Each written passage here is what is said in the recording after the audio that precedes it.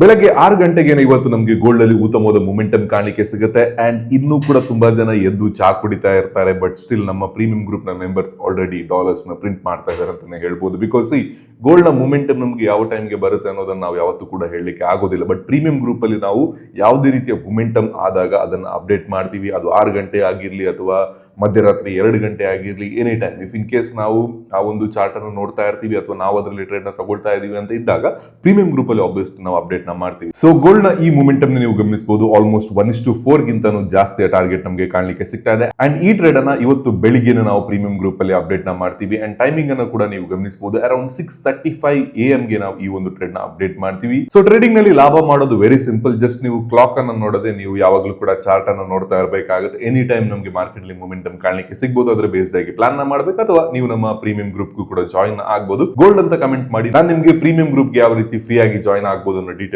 ಅನ್ನ DM ನಲ್ಲಿ share ಮಾಡ್ತೀನಿ. DM ಅನ್ನು ನೀವು ಚೆಕ್ ಮಾಡಬಹುದು. ಬಾಕಿ ಟ್ರೇಡಿಂಗ್ ಕನ್ನಡ ಪೇಜ್ ಅನ್ನ ಫಾಲೋ ಮಾಡೋದಕ್ಕೆ ಮರಿಬೇಡಿ.